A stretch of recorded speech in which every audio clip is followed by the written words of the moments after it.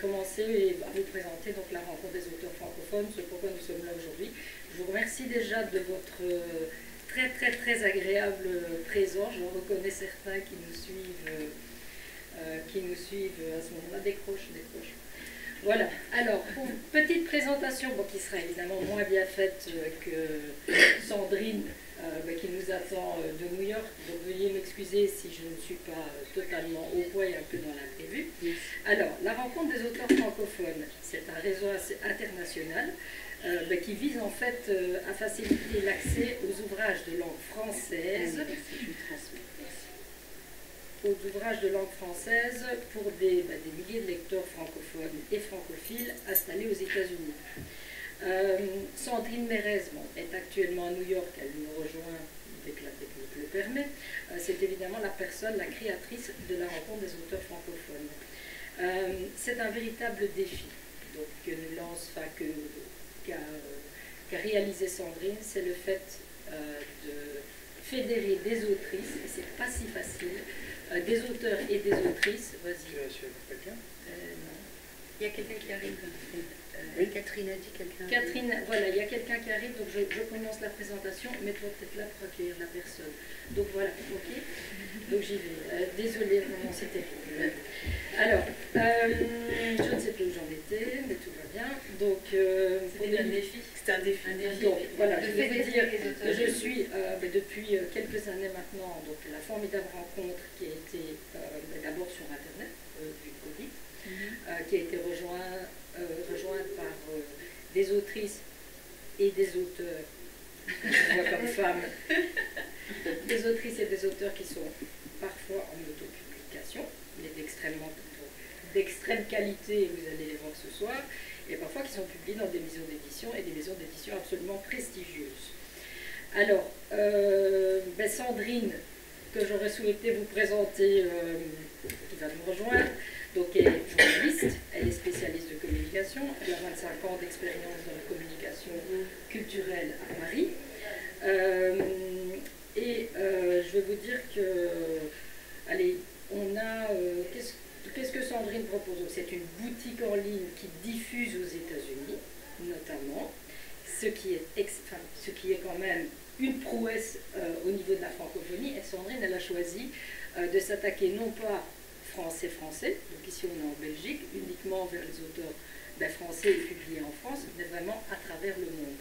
Alors on a bien le Liban, on a Saint-Martin, on a New York, donc ici il faut quand même bien comprendre qu'il y a des filles qui viennent, je ne peux pas dire des hommes, je ne peux pas, mais des filles qui viennent de New York. C'est un formidable, là c'est un témoignage personnel, mais c'est un formidable réseau d'entraide. Vous allez me dire, mais qu'est-ce que tu fais là? Donc moi je ne suis pas encore, je ne suis pas autrice, je ne suis pas encore autrice, mais je dois dire que j'ai été séduite par Sandrine et par vous toutes et tous, parce que c'est le réseau d'entraide, c'est le réseau d'entraide qui marche. Parce que généralement, au niveau des auteurs, parfois, me le disait mon ami Thomas qui se trouve juste là-bas, on est un peu seul. On se demande dans la nébuleuse des maisons d'édition, mais comment faire? Est-ce que je suis capable? Est-ce que c'est possible? Est-ce qu'on va s'en sortir? Ce sont des questions qui viennent souvent à l'esprit.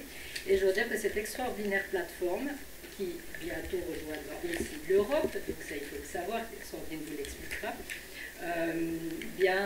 répond à beaucoup de questions. Et beaucoup de questions aussi dans le cadre de l'écriture, parce que mon expérience avec vous, en tout cas, c'est que j'ai remarqué que vous vous entraidiez, et vous vous entraidiez aussi parfois à écrire, parce que quand on écrit, en tout cas pour les auteurs que je vois ici, on a parfois des moments de doute, des moments de découragement, et je pense que c'est un soutien inédit, qui n'existe pas nécessairement, mais ça peut-être Julie me reprendra, mais qui n'existe pas nécessairement dans les maisons d'édition, où tout simplement, ils n'ont pas le temps, donc ils n'ont pas la possibilité. Donc voilà, en tout cas moi c'est mon expérience par rapport à la rencontre des auteurs francophones. Alors je vais vous présenter nos voyageuses auteurs internationales. Alors je vais commencer par Mona Azam. qui est... Alors, tu me dis si je me trompe, hein. Donc, mais je vais essayer de faire de mon mieux. Donc, qui est née en Côte d'Ivoire. Tu es enseignante au Liban. Tu enseignes au Liban. Oui, j'ai enseigné au Liban. Tu enseignes au Liban. Oui. Pendant 10 ans. Tu es professeur de littérature à Montpellier. Tu es auteur de nombreux ouvrages, dont Amine Lewis, qui m'a dit. Oui, ça dit. Édition La Trace. Et Nomade aux éditions Vibration. La Belge de l'étape Saint-Martin, les îles, le rêve, c'est Valérie Liéco, qui aussi, si je puis dire, entre Mons et en Belgique. Je me permets le tu, tu exerces le très sérieux métier de médecin neuropédiatre. Tu as écrit un roman. Et tu as choisi l'auto-édition. Ça t'a pas mal réussi, tu nous l'expliqueras juste par la suite.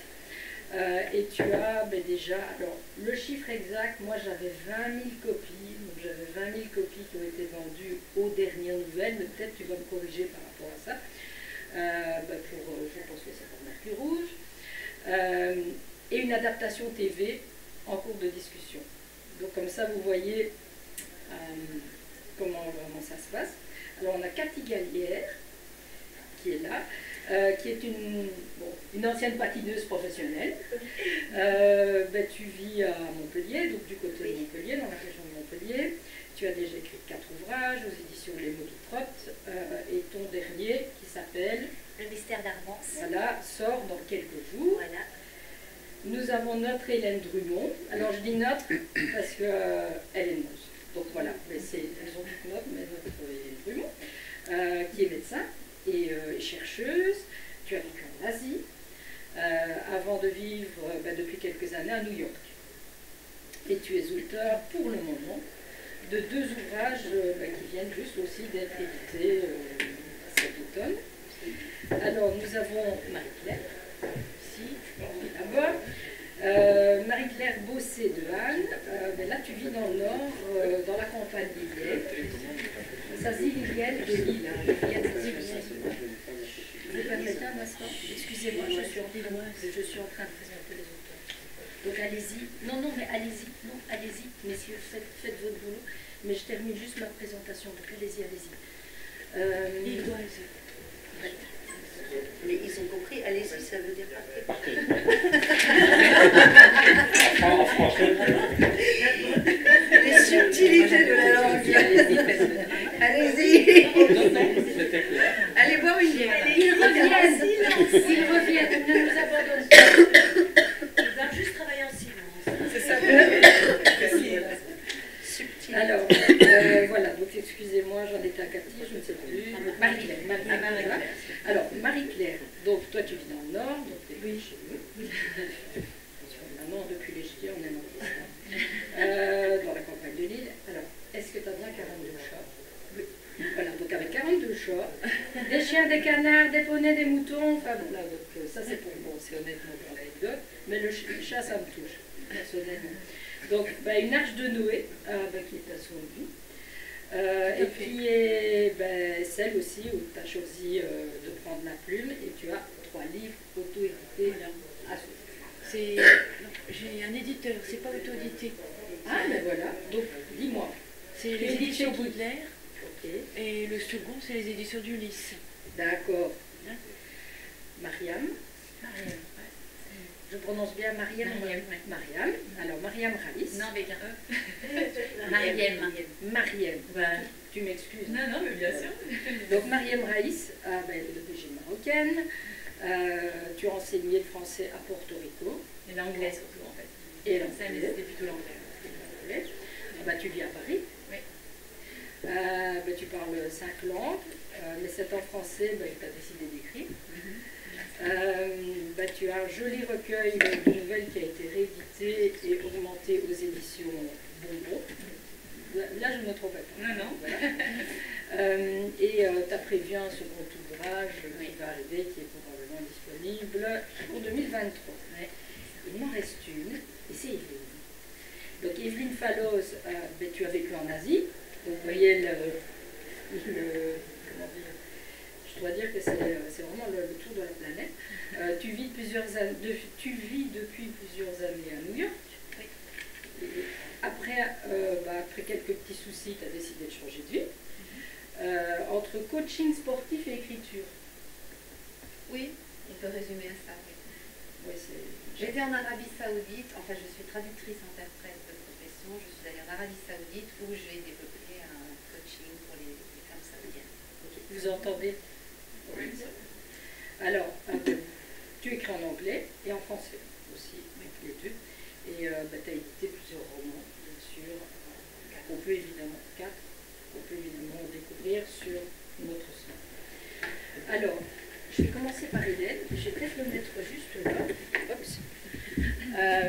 Hélène, tu as ta participation en fait, elle touche particulièrement. Est-ce que tu peux nous expliquer pourquoi? La participation au salon à Mons. Ah mais moi je trouve ça formidable. Je suis montoise. Je vis à New York depuis plusieurs années, mais je suis belge, je suis montoise, donc je suis à la maison ici. Donc je suis très très très fière de revenir à l'occasion de ce salon, qui est quand même un salon d'une grande envergure. C'est un très beau salon. Donc je suis ravie d'avoir été invitée au salon et je suis encore plus ravie parce que c'est ici que ça se passe. Oui, tout à fait. Alors, moi je voulais savoir sur Evelyne, mais qu'est-ce qui t'a fait traverser l'Atlantique, parce que c'est vraiment ça, pour venir ici au salon à Mons? Comme l'a dit Hélène, pour moi c'est une occasion absolument formidable de participer à ce salon. Et puis j'ai aussi des attaches de l'histoire française, j'ai fait des études à Bruxelles et j'ai des amis ici, donc pour moi c'était aussi l'occasion d'allier le plaisir, le travail et évidemment la rencontre avec les lecteurs et lectrices. Mona, Montpellier-Mons. Qu'est-ce qui a fait que vous avez envie de découvrir les auteurs belges, d'après vous? Je pense que... Parce que quand on vient de France, on se dit parfois, mais avec Oui, la France, mais- j'ai assez. Oui, On a un beau public. mais le lectorat n'est pas le même, les sensibilités des lecteurs ne sont pas les mêmes.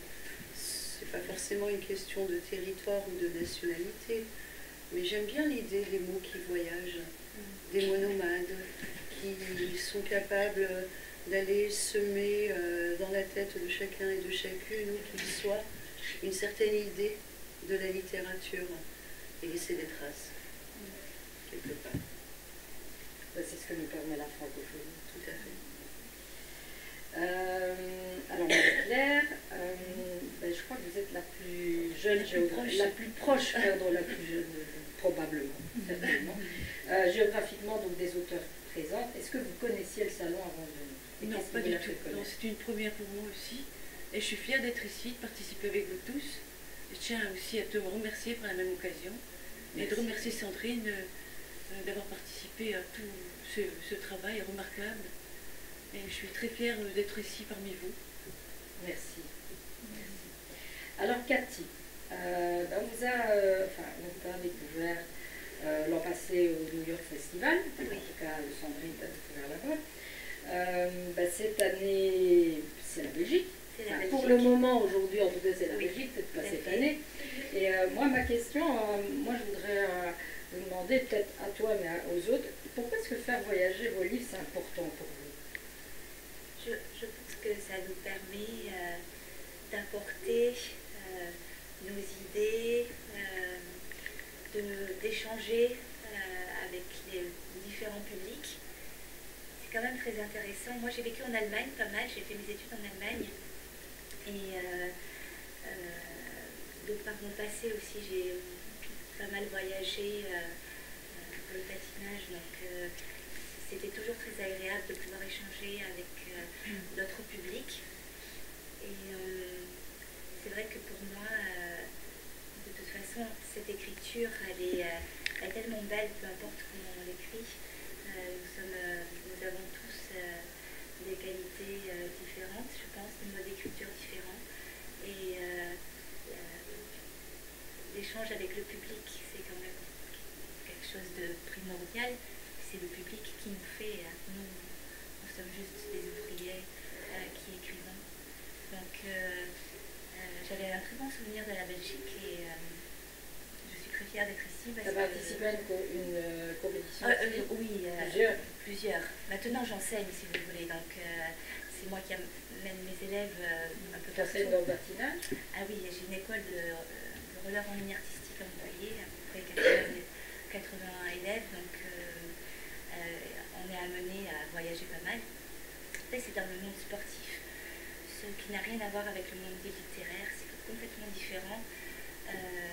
Et là, si vous voulez, les chorégraphies que je fais, en principe, sont traduites en mots. Je peux les exprimer autrement. Et que ce soit la Belgique ou peu importe les pays, la francophonie est importante. Elle a quand même un peu de mal à subsister dans le monde. Il faut qu'on puisse faire quelque chose pour la langue française, qui est quand même une très belle langue. Et c'est pour ça que c'est un réel plaisir d'échanger avec le public belge. Est-ce qu'il est, je ne sais pas qui veut répondre, mais est-ce qu'il est facile pour vous, si facile que ça, d'écrire en français autour du monde? Vraiment, donc ça c'est vraiment une question de fond. Est-ce que vous vous sentez, est-ce que vous pensez que le français est encore je veux dire, je ne veux pas dire est encore bankable, mais de quelle manière on peut encore s'imposer en français dans un monde qui est dirigé anglo-saxon et maintenant pas mal aussi sud-américain, en tout cas au niveau. Est-ce que quelqu'un peut-être Moi, je veux bien, parce que quand j'ai vécu, j'étais à Porto Rico, donc j'enseignais l'anglais, mais aussi le français, et c'était vraiment l'engouement des élèves pour le français était complètement autre, parce que l'anglais était la langue imposée par le colonisateur, par les États-Unis qui ont pris cette île, et le français, c'était ultra spécial pour eux. Quand ils pouvaient être dans un cours de français, c'était magique en fait. Donc le français n'est pas bankable, mais je réutilise ce mot. Non, mais c'est exprès, je fais exprès de réutiliser votre mot, mais il reste très très fort dans le cœur et dans l'inconscient collectif. Je pense qu'au-delà de... Le français a cette particularité de véhiculer non pas seulement une langue, mais des valeurs. Nous sommes le pays de l'humanisme. La France. Mais la France, c'est la langue française. Non, mais la France, c'est la langue française. Et je crois que... Non, mais je pense que quelque part, parce que moi j'ai travaillé à Beyrouth, qui est l'un des derniers bastions francophones du Moyen-Orient, et l'un des derniers, je dirais, protectorats français, en train de disparaître malheureusement dans un silence ahurissant. Mais ce que je veux dire, c'est que cet attachement, je donne un exemple, cet attachement que les Libanais ont pour la langue française, un attachement viscéral, c'est un attachement lié à des valeurs fondamentales. Quand on dit liberté, égalité, fraternité, ce ne sont pas de vains mots. Ce sont des mots qui supposent que derrière, chacune, chacun prenne la plume et mène un combat. C'est un combat. L'écriture est un acte solitaire, mais qui débouche sur un combat. C'est un combat. Les mots, la langue française, moi je suis trilingue, je parle français, anglais, italien. La langue italienne est très belle en poésie, et j'adore écrire des poèmes en poésie, en italien. Mais le français reste une langue qui va me permettre de transmettre un message, et très souvent humaniste. Est-ce que vous m'entendez? Sandrine, mais on ne te voit plus. Oui, parce que tu as cliqué juste avec le son. Attends, tu sais te remettre en caméra. Attends, c'est toi. Elle est là, elle est là. Pas la bonne caméra, mais c'est pas grave. Voilà, on va faire en sorte. Voilà. Bon, on a commencé, je suis désolée, on a commencé sans toi. Donc j'en suis à la présentation des auteurs. Donc là vous avez, là je vais me permettre de dire quelques mots sur toi, mais vous avez, attends, là remets bien la caméra. Je m'en réorganise parce que j'étais pas sur cet écran, je suis désolée. Non, c'est un peu compliqué, mais tout le monde a pris patience. Donc on est belge, tu sais bien ici, on est cool. Ça va? C'est parfait, oui. Donc voici la cofondatrice de la rencontre des auteurs francophones. Ça va là? Un petit stress, mais moi, je vous entends bien. Ah, ça Je va. suis juste en train de finaliser l'installation du téléphone. Et voilà. Bon, on a fini par Tout va réaliser. Bienvenue. Bienvenue. Merci, Sandrine. merci. Je suis tellement désolée d'être avec vous pour ce premier rendez-vous et cette première participation de rencontre des auteurs francophones au Salon du Livre de Mons. Je tiens quand même à remercier toute l'organisation, bien sûr, Catherine Auquet à sa tête, et puis Fiora et Marine dans l'équipe, et toi, Magali, ce que j'ai appelé notre bonne fée, qui nous a permis d'être là aujourd'hui. Donc voilà, je suis réveillée depuis 3h du matin pour suivre tout le préparatif et l'ouverture du salon. Il ne fait pas encore jour ici, et je suis ravie de vous rejoindre à cette conférence, et j'espère l'année prochaine, de visu, et pas comme ça sur un écran. Merci Sandrine. Comment dire? Mais moi, donc, tu as voulu en fait ici de mettre à profit tes 25 ans d'expertise en communication et ton amour de la littérature francophone pour fonder la plateforme des auteurs francophones. L'idée en fait, si j'ai bien compris, donc, c'est d'offrir aux auteurs et à leur maison d'édition une visibilité nouvelle dans un monde du livre où il est si difficile d'exister. Est-ce que tu peux nous dire quelques mots, donc très pratiquement, parce que c'est des questions qui arrivent dans la salle, ce sont des questions de la salle, sur ce qu'est la rencontre des auteurs francophones, par toi-même, ce que tu as voulu faire et ce qu'on va continuer à faire maintenant en Belgique, notamment avec Tancred par rapport à la rencontre. Donc en gros, mais pourquoi ces merveilleuses personnes qui sont ici, toutes solidaires autour de la francophonie et de la langue française, sont là? Dis-moi. Alors, Rencontre des auteurs francophones est né un peu pour célébrer les 50 ans de la francophonie en 2020. C'est aussi né de la rencontre. Alors moi, je suis auteur à mes heures perdues. J'ai la chance, comme c'est mon métier, de bien vendre. Pas autant que Valérie, mais je vends bien. Je vends plus que la moyenne. Et donc, en rencontrant quelques auteurs qui m'ont dit qu'ils avaient du mal à être visibles, non pas seulement ici aux États-Unis, bien sûr, mais même sur leur propre territoire, je me suis dit que j'allais mettre à profit mon expérience pour monter un peu ce réseau. Alors, on est parti avec quelques auteurs. Aujourd'hui, on est 320 auteurs de 44 pays. Donc, c'est une formidable dynamique internationale. Alors, les auteurs sont partis en maison d'édition. Il y a aussi des auto-édités. Les auto-édités passent par un comité de lecture. J'en ai deux, j'en ai un en France et un aux États-Unis, deux aux États-Unis. Et donc, les auteurs sont donc sélectionnés pour ceux qui sont en auto-édition. Donc, cette plateforme aujourd'hui, elle vit au quotidien. On a un blog qui est quasiment au quotidien. Alors, c'est pas un blog, c'est un blog un peu différent des autres. C'est pas un blog de lecture, c'est un blog qui est réservé aux auteurs de la plateforme. Et donc, chaque jour, on poste un coup de gueule, un hommage, un poème, un extrait livre. Voilà, donc c'est encore une fois, c'est un outil pour les auteurs. On a les émissions, donc entre une et plusieurs émissions par mois sur l'actualité. Ce sont des émissions soit thématiques, soit ce sont des émissions qui s'attachent à l'actualité et au parcours d'un auteur spécifique. On a le forum des auteurs, qui est un forum pour que les auteurs puissent échanger, puissent s'aider. C'est un réseau extrêmement bienveillant et c'est ça qui me porte, c'est ça qui me fait me lever le matin.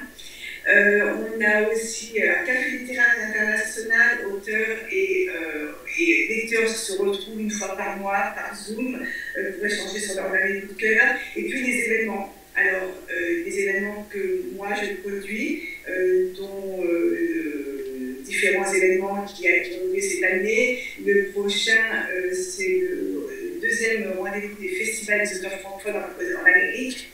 J'ai la chance d'être invitée par le club le plus iconique, culturel et artistique à New York, qui est le National Arts Club. Et on a invité pour la seconde année avec un parrain formidable, qui est Marc Lévy. Et Marc Lévy, c'est l'auteur français de New York, de Parapso. Donc on est ravis de l'avoir, il y a un vrai sens de l'avoir. Donc ce festival dure quelques heures, de 3 heures à 7 heures. Il accueille une trentaine d'auteurs, on ne peut pas faire plus. Malheureusement, j'ai essayé de pousser le mur. Et puis c'est suivi par la dîner des auteurs après, concocté par le chef spécial de ce lieu iconique. Voilà. Et puis, la première participation à un salon d'envergure, c'est ce qu'on fait aujourd'hui en Belgique. On espère pouvoir poursuivre ça. Je suis en train de prendre des contacts avec des gros salons dans les pays francophones pour pouvoir répéter cette aventure qui est géniale et que j'ai malheureusement manqué cette année. Voilà. Pourquoi ces auteurs aussi aujourd'hui, j'ai essayé d'être le plus, comment dire, en anglais, fair possible, le plus juste. J'ai eu énormément de demandes dès que j'ai posté sur les réseaux sociaux notre participation au salon. Donc j'ai pris les premiers arrivés, des auteurs bien sûr du réseau, et arrivé avec des femmes, c'était pas le but. Mais on avait 2 hommes qui ont malheureusement désisté, dont un qui est parti faire le tour du monde et qui nous donne des nouvelles tous les jours. Mais voilà, l'année prochaine, on fera attention à être plus paritaire parce que c'est ça le réseau, c'est une parité dans tout, que ce soit géographique, par genre aussi de littérature et des ouvrages qui parlent de tout. Et parce que je suis toujours pour dire qu'il faut offrir des livres, au lieu d'offrir du vin, des fleurs, il faut offrir des livres, il y a toujours un livre pour quelqu'un, et si quelqu'un n'aime pas la littérature, on lui offre un livre de cuisine, un livre de voyage, un livre de photos, qu'importe, il y a toujours un livre pour mettre dans une bibliothèque, et c'est extrêmement important. Voilà, j'ai été très longue, désolée. Non. Dis, est-ce que tu peux nous... On a dit tu, on a dit qu'on se disait tu ici. Est-ce que tu m'entends? Parce qu'on a en fait... Je t'entends. Je tends l'oreille, je t'entends. Alors, moi, je sais aussi que tu es écrivain, et par modestie, tu es autrice, et par modestie, souvent, tu fais passer les autres avant toi, mais moi, je voudrais bien savoir ce que tu écris, et un petit peu de ton histoire aussi. Alors, moi, je suis une spécialiste de la communication depuis presque 30 ans aujourd'hui. Donc, 17 ans que je suis aux États-Unis, entre New York et Miami. Ma spécialité de communication, c'est mettre en avant l'excellence, les talents français et francophones aux États-Unis. J'ai organisé de gros événements. Le plus gros a été Best of Friends à New York sur Times Square pendant 2 jours avec 500 000 personnes et 180 entreprises, plus chefs de l'État et ambassadeurs. Alors, Mes heures perdues, je suis auteur, j'ai écrit 2 romans qui ne sont absolument pas autobiographiques, même si j'ai pioché quelques petits points dans mon histoire. Voilà, je suis en train de finaliser le 3e roman. J'ai du mal, parce que comme tu dis, les journées sont fort occupées. Donc le premier, j'ai fini, je dois relire et corriger. Et je suis aussi en train de finaliser un livre sur les 30 ans d'expérience en communication expérientielle et la communication citoyenne, parce que c'est quelque chose qui me tient à cœur. C'est aussi pour ça que j'ai monté Rencontre des auteurs francophones. C'est parce que tout ce qui est bienveillance, citoyenneté, responsabilité, engagement fait partie de mon ADN, même dans mon métier. Est-ce que je te laisse la parole là pour que nos invités puissent présenter un tout petit peu leur dernière sortie. Tu m'entends, Sandrine? Oui, je t'entends. Alors, juste, moi j'aurais quand même bien aimé, parce que le thème de cette conférence c'était les auteurs qui écrivent en français, j'aurais bien aimé interroger un peu l'une et l'autre sur l'importance du français. Je sais qu'il écrit quand même dans le monde, donc je ne crois pas que tu aies eu l'occasion déjà d'en parler avec les auteurs. On a commencé, mais quelques mots, en tout cas, donc on a surfé, donc j'ai pas encore commencé l'interview à ce niveau-là, donc tu peux y aller. Ok, alors moi j'aimerais qu'on commence par Mona, parce que Mona, son parcours est intéressant, elle est née en Afrique, elle a enseigné de longues années au Liban le français. Et moi, Mona, j'aimerais que tu nous dises comment on vit la promotion du français dans un pays où il faut aujourd'hui imposer le français, notamment face à l'anglais. C'est le cas au Liban. Comment tu vis cette défense du français, puis comment tu vis quelque part le fait d'être un écrivain de langue française dans un pays qui n'est pas francophone à la base? Je pense que nous avons un devoir de transmission. Quand on choisit l'écriture déjà, on s'engage sur un terrain qui n'est pas simple, qui est très caillouteux, parce que un roman français n'est pas destiné à un lectorat uniquement français, mais à un lectorat francophone. Qui dit lectorat francophone dit lecteur qui possède sa propre culture, ses propres valeurs. Et je crois que l'intérêt d'écrire en français pour ce lectorat-là, c'est un peu comme tendre un pont entre deux cultures, entre deux univers. J'ai une petite anecdote, j'ai rencontré une jeune fille sur un salon cet été qui s'appelait Mona. Elle avait 8 ans, et fabuleux, hein, elle avait 8 ans et elle était libanaise. Et ça se passait en PACA. Hein. Et donc elle arrive avec son père et elle me dit, c'est vous Mona? Je lui ai dit oui. Elle me dit, je suis venue hier avec papa vous chercher, je ne vous ai pas trouvé. Et moi je n'y étais qu'un jour. Et donc elle me dit, je vais prendre tous vos livres. Elle a 8 ans. Hein. Je dis, mais c'était encore très jeune pour lire mes livres. Et là elle me dit, oui, mais ce que vous ne savez pas, c'est que je m'appelle Mona, et je m'appelle Mona Azam. Non. Je te jure. Et c'était impressionnant. Et en fait, moi, mon mari, c'est mon nom d'épouse, hein, Azam. Et la gamine, ben, libanaise, vivant à quelques kilomètres de Marseille, qui s'appelait Mona Azam, et qui a acheté tous mes livres pour dire à ses amis, il y a une auteure qui s'appelle Mona Azam comme moi. Et pourquoi je donne cet exemple? Parce qu'en fait, c'est ça le choix d'écrire en français. C'est d'aller à la rencontre de ce lectorat francophone qui va nous enrichir aussi. Parce que quand tu reçois des critiques venant d'une lectrice à Damas ou au Caire ou même au Japon, c'est son regard avec sa culture qui fait écho à ton texte. Et là, tu découvres des choses que toi-même, écrivain, tu n'avais pas projeté de mettre dans ton roman. Et je crois que c'est ça. Tu parles de l'Afrique du Nord, d'une région un peu plus à droite, mais j'ai une dernière question pour toi, parce que je sais que tu connais bien l'Afrique, et l'Afrique est un vrai vivier de talent, à mon sens.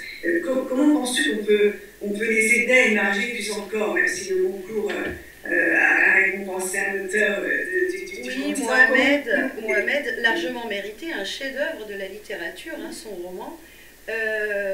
Personnellement, je me suis engagée autour d'un collectif d'intellectuels africains dirigé par Eugène Ebodé, qui est auteur camerounais publié chez Gallimard.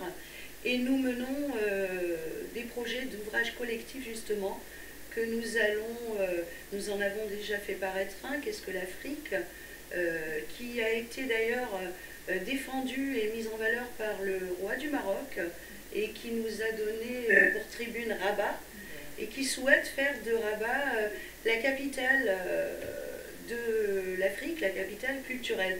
À notre niveau, nous agissons par la culture, c'est-à-dire, et là ça va t'intéresser, faire en sorte que nos ouvrages publiés en France soient édités aussi en Afrique, avec un tarif Afrique, bien étudié pour l'Afrique, pour qu'il soit accessible.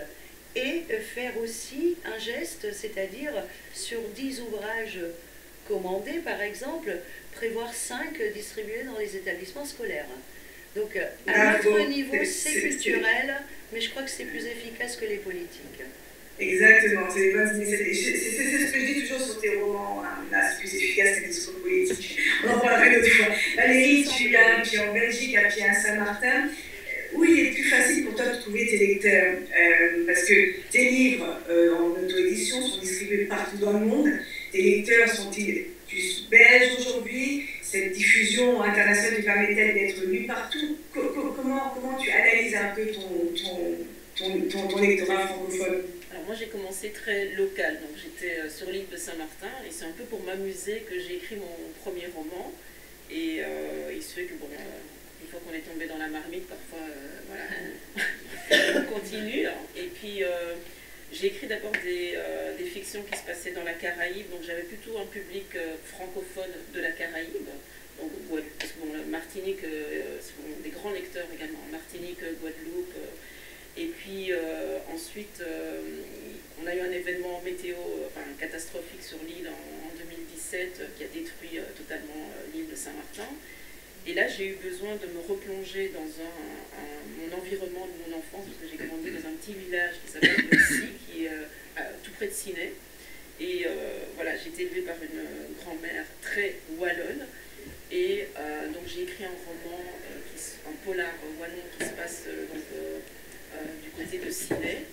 Et là, évidemment, le lectorat s'est vraiment élargi vraiment à la francophonie, que ce soit en France, en Belgique, Québec aussi. Beaucoup de lecteurs de Québec ont beaucoup apprécié ce roman. Et je me suis vraiment... j'adore vraiment... j'ai beaucoup de souvenirs de cette région et je me suis vraiment replongée... c'était vraiment à mon avis plus puissant parce qu'il y avait vraiment des racines qui sont ressorties dans l'écriture. Et j'ai aussi apprécié justement dans les dialogues mettre beaucoup de belgicisme. C'est-à-dire, justement, bon, il y a le français, mais je trouve que j'aime bien aussi ce côté belge avec des expressions vraiment typiquement de la région. Et pourtant, des Français m'ont écrit en disant qu'ils avaient adoré ce côté village, etc. Et donc, je pense voilà, il faut surtout écrire ce qu'on aime et donner beaucoup d'émotions. Et finalement, voilà, je sais pas, voilà, il se fait confiance. Voilà. C'est intéressant parce que c'est vraiment l'escargot. Et c'est ce que je dis souvent aux auteurs, il faut commencer par son réseau et puis ça s'élargit. Et là, tu as vraiment donné la preuve que tout ton travail de communication en travaillant sur ton réseau proche t'a permis aujourd'hui d'arriver à des chiffres qui sont tout à fait incroyables. Et je ne parle pas de ton édition, même en édition, ce sont des chiffres incroyables. Moi, j'aimerais maintenant revenir aux deux francophones qui vivent à New York, donc Evelyne et Hélène, la belge Hélène et la française Evelyne. Une question pour toutes les deux, la même. Comment on vit son rapport à son environnement quand on est une auteure de langue française dans un pays anglophone? Comment vous trouvez votre place toutes les deux? Okay. Donc, Sandrine, je vais commencer. Comment est-ce qu'on trouve sa place? Alors, écrire en français, pour moi, c'était une évidence, parce que, bon, bien sûr, c'est ma langue maternelle. L'écriture est un processus tellement personnel, tellement émotionnel. Comme dit Valérie, il faut que ce soit authentique, il faut vraiment qu'on y mette ses tripes, il faut qu'on écrive sur ce qu'on connaît, sur ce qu'on a vécu, même si c'est pas de l'autofiction, même quand c'est de la fiction. Ça doit être authentique, ça doit venir de nous. Et donc, ça me semblait évident d'écrire en français, même si j'habite New York.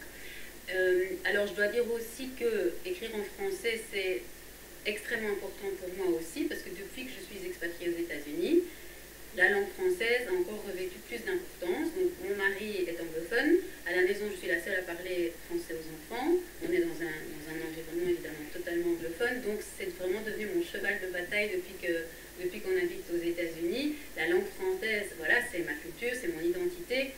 Et donc, je revendique vraiment ce côté écrivain francophone. C'est vraiment excessivement important pour moi. Alors, bien sûr, donc, tu parlais de lectorat tout à l'heure au niveau géographique. La majorité de mes lecteurs, ils ne sont pas aux États-Unis, ils sont de l'autre côté de l'Atlantique. Voilà, ils sont en Belgique, ils sont en France, ils sont en Suisse, un peu au Canada, particulièrement au Québec. Alors il y a aussi une assez conséquente communauté francophone à New York, il y a beaucoup d'expats.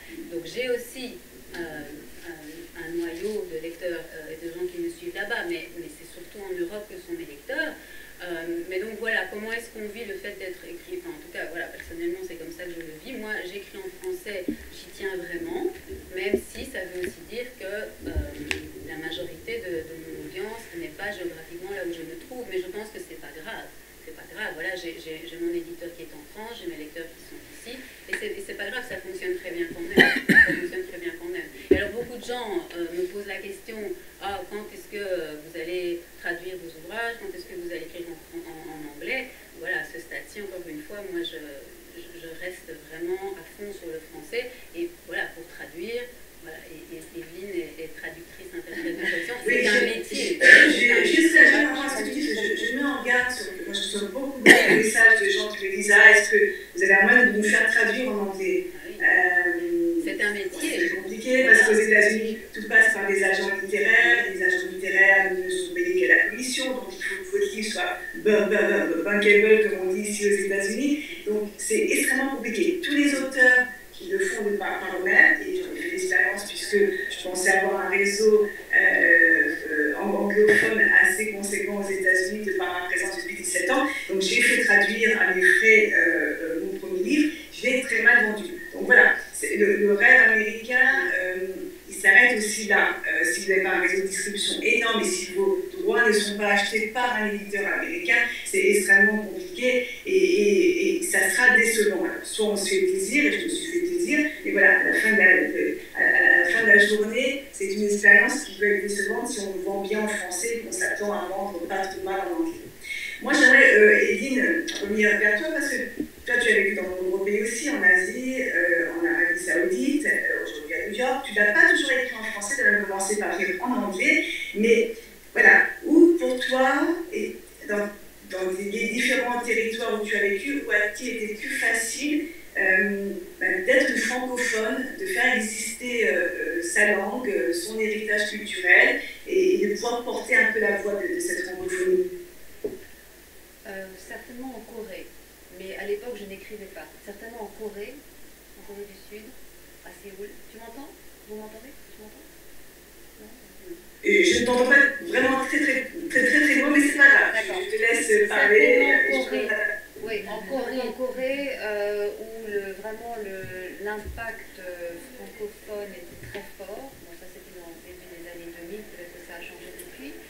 Mais je n'écrivais pas encore à l'époque. Moi, ce que je voulais dire pour rebondir sur la question précédente, c'est que j'ai écrit mon premier livre en anglais. Et celui-là, il a été, grâce essentiellement, j'ai commencé par mon réseau d'expatriés autour de moi. Et donc, il a été diffusé un peu partout dans le monde, ce qui était formidable. Et après, en fait, quand j'ai décidé d'écrire en français, certains de ces lecteurs qui étaient soit bilingues, soit qui avaient un niveau de français suffisant pour lire en français, m'ont alors suivi en français. Donc moi, ça m'a beaucoup aidé, enfin ça m'a aidé, peut-être que l'inverse aurait été vrai aussi, mais ça m'a aidé de commencer en anglais. Et maintenant, par contre, j'ai décidé de rester vraiment consacrée au français et de poursuivre cette aventure. Voilà. Je ne sais pas si ça répond à la question. Oui. Merci. Mariem, j'ai une question pour toi aussi qui parle plusieurs langues couramment, qui a enseigné le français à l'étranger. Tu écris en espagnol aussi, je sais, tu écris en français, mais quelle est la langue qui t'inspire le plus dans ton écriture? Tu m'as souvent dit que le français le transportait de façon différente, mais c'est aussi des ponts, je crois, pour toi entre les différentes langues. En fait, c'est pas une question d'inspiration, c'est réellement... on expliquait que l'écrire c'est très émotionnel et ça passe aussi, ça passe par le corps en fait. Et donc moi, c'est la façon dont ça va sortir de mon corps, c'est comme ça que je vais avoir envie d'écrire en fait. Si le mot ou la phrase vient dans cette langue-là, alors la musique, je continue à l'écouter en fait, et je l'écoute dans la langue qui vient. Mais ça, c'est parce que je suis déjà... voilà, mon père est marocain, ma mère est française, donc j'ai déjà deux langues et ils se sont connus en Allemagne. Donc j'avais l'allemand au début, donc en fait c'est tout le temps traversé et on passait beaucoup par la Belgique à l'époque pour rester là, voilà, en voiture pour rentrer en France. Et en fait, je réfléchissais beaucoup à ça parce que dans le train, j'avais le temps ce matin de me dire voilà, je suis avec des auteurs qui sont formidables là ici, je suis très très fière d'être avec elles. Et mon histoire, en fait, finalement, l'écriture, elle commence avant d'écrire. L'écriture, elle commence par le fait qu'on a une langue ou des langues qui nous portent dans notre vie. Et donc, moi, ce rapport, il n'est pas absolument pas rationnel. Je ne m'assieds pas en me disant, je vais écrire. Non, c'est la façon dont ça vient. Par exemple, là, ces jours-ci, voilà, je sais que j'ai un texte que j'ai envie d'écrire à quelqu'un qui m'a... Je ne connais pas très bien, mais voilà, un collègue, en fait, qui m'a appris que...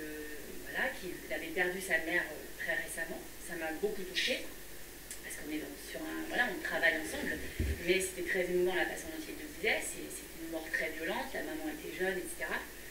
Et là, le texte que je suis en train d'écrire, qui émerge, c'est en espagnol. Je je ne sais pas pourquoi. Voilà, donc je suis allée lui dire, il ne sait pas que j'écris un texte pour lui, mais je lui ai dit, tu comprends l'espagnol? Il me dit, oui, j'ai dit, bon, ok, j'ai rien dit d'autre. Voilà, en fait, et ça démarre comme ça. Et après, un livre peut démarrer comme ça. Donc, mon tout premier était en espagnol, enfin, c'était 3 portraits que j'avais d'abord écrit en espagnol, et puis après, j'ai dit, voilà, je voudrais qu'en français on le comprenne, donc je l'ai fait réécrire en français. J'ai fait ce petit livre qui était bilingue des 2 côtés, voilà. Merci. Alors, je n'aurai plus beaucoup de temps, j'aimerais que tout le monde passe en tout cas sur cette thématique-là. Cathy, toi, ce qui m'intéresse, c'est que tu as commencé par écrire un peu par hasard. Tu as écrit d'abord des spectacles, des propres spectacles, puisque tu fais des spectacles de patinage. Et puis, du spectacle, tu es passé au roman noir, pour tes 3 premiers romans, aujourd'hui, romans complètement différents. Comment on passe d'un genre à l'autre, comment on manie cette langue française qui est complètement différente quand on écrit un spectacle, quand on écrit un roman? Alors, c'est une question auquel je n'ai aucune réponse. Non, je plaisante. Pour moi, je pense que c'est un tout. C'est une expression corporelle. L'expression corporelle passe forcément par le cerveau et ça va jusqu'aux mains. Et donc, moi, je suis chorégraphe aussi. Donc, pour moi, dès que j'entends de la musique, dès que je vois un paysage, dès que je rencontre des gens, il y a quelque chose qui se passe, ça enregistre et je le ressors. Après, je ne peux pas expliquer comment je le ressors, mais c'est vrai que lorsque je prends une feuille de papier, je ne sais pas pourquoi je vais écrire. Je n'avais aucune idée quand j'avais commencé à prendre la feuille pour mon premier roman. Je ne pensais pas faire un roman. J'avais simplement besoin d'écrire. Et je pense qu'on a simplement besoin de s'exprimer, que ce soit par le corps, par l'apprentissage, on transmet quelque chose. Moi, j'ai besoin de transmettre. Quand j'enseigne toute la journée, que ce soit des enfants, des adolescents, des adultes souvent beaucoup plus âgés que ce que l'on pense, ils ont envie d'exprimer quelque chose. Et moi, je suis là pour leur permettre d'exprimer ce qu'ils ressentent, de sortir ce qu'ils ressentent. Vous comprenez ce que je dis? Parce que quand... Oui, mais alors, bon, c'est une espèce de thérapie qui est un peu propre à tous les auteurs. Hein. Avec un degré plus ou moins important, mais oui. La thérapie fait partie de l'écriture. Et c'est d'ailleurs, c'est un peu le thème de Marie-Claire. Marie-Claire, tu as toujours été très attachée à la langue française, tu fais une tare à l'écriture, mais l'écriture, pour toi, ça a été une formidable thérapie, et tu racontes un peu dans tes livres tout ce qui, ça m'a libérée. tous les affres qui ont jalonné ta vie. Oui, c'est pour ça que tu t'es mis à l'écriture, finalement. Ah oui, oui, oui. Et c'est pour ce faire que j'ai écrit un premier roman. Il fallait que je me libère, que je me débarrasse de tous ces démons que j'avais en moi, et ça m'a fait un bien fou. Bon, déjà, je ne pensais pas le publier, ça a pris une autre tournure, et c'est surtout vis-à-vis du mari de mon ami qui est dans la salle, là, et c'est son mari qui était directeur des écoles, qui m'a vivement recommandé de le publier, et c'est ainsi que j'ai commencé à écrire, voilà. Donc mon premier livre est sorti de cette façon-là, et j'ai continué sur ma lancée. Et je dirais, comme tu le disais, quand on tombe dans la marmite, on continue, on y prend goût, et c'est vrai que c'est quelque chose qui nous ramène beaucoup. C'est vrai que c'est très important. Enfin, pour moi, personnellement, j'ai besoin de ça aussi. C'est un refuge. C'est viscéral. C'est viscéral, tout à fait. L'expression. Et merci Sandrine pour tout ce que tu fais. C'est grâce à toi aussi. Sinon, je ne serais pas là aujourd'hui. C'est gentil. Alors, il y aurait plein de choses à dire. Je crois, Magali, que le temps imparti arrive à sa fin. Je vais te laisser reprendre le micro. Alors, je vous rappelle que tous ces auteurs, vous pouvez les rencontrer au stand numéro 5. Ils vous attendent quasiment à l'entrée du salon. Ils ont plein de choses à vous raconter, plein de choses à échanger. Il faut lire leurs livres. Et moi, je vous invite à vous connecter sur rencontre-des-auteurs-francophones.com. C'est international. Il y a plein de rendez-vous en Zoom auxquels vous pouvez participer sans problème, les cafés littéraires, les forums des auteurs, écouter les lectures, les émissions. Donc inscrivez-vous, recevez la newsletter qui est envoyée à peu près 2 fois par semaine. Et puis rejoignez-nous parce que c'est une formidable aventure. Voilà, bat tous et toutes dans ce réseau pour faire exister la langue française partout dans le monde et pour mettre en avant les auteurs de talent. Donc on a tous besoin des soutiens de chacun. Donc voilà, Magali, je te rends le micro, j'avais des milliers de questions encore, mais voilà, on est beaucoup sur scène et le temps imparti ne peut pas s'étirer, il y a des gens derrière nous. Mais avant tout, merci à toi et merci pour ce que tu fais, parce que c'est une chose très rare dans la société commerciale et, bon, je ne veux pas dire capitaliste, mais dans laquelle nous vivons. Rencontrer quelqu'un comme toi, c'était... Enfin, pour nous, en tout cas, c'est fondamental et j'espère que le message est passé et j'en suis presque sûre. Alors, je t'applaudis. Magali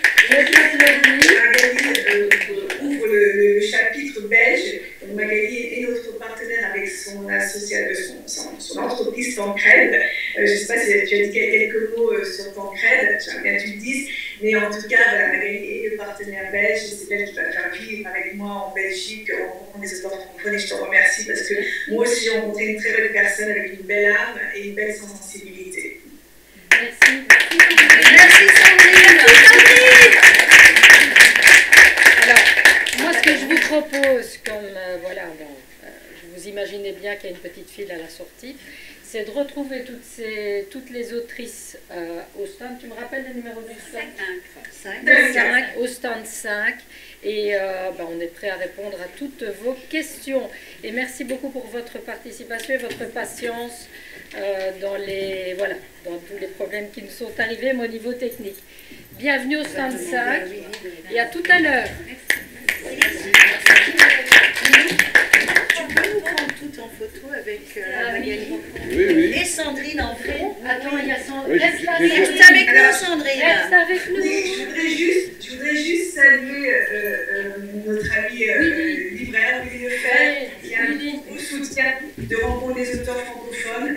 Et voilà, je vous remercie parce que tous les soutiens sont formidables. Bien, Je sais qu'il est dans la salle, je te Sandrine, remercie. je vais donner mon GSM. Tiens. Tu te mets avec nous là? Hop.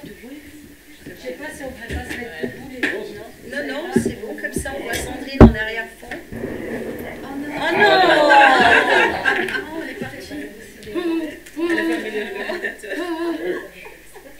Cache pas tout, C'est pas grave, c'est pas Ah, grave. Non, attends. Vous l'aviez prise déjà? Quelle horreur. Bon, c'est... Ça n'ira pas. Ça n'ira pas. Too late. Bon, on est plus. Allez, que nous alors. Mais on fera un montage. Non, je vous jure, on fera un De toute montage. façon, j'ai fait il y a une vidéo déjà. Et merci. Merci. Il y a une On vidéo. fera un petit montage avec tout. Merci à tous. Merci. Allez, cheers. Voilà, super. Merci. Vous laisserez votre adresse du blog alors aussi.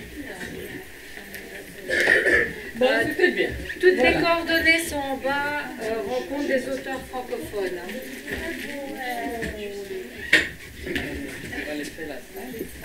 Moi aussi, tu vois, j'ai mis mon échelle là.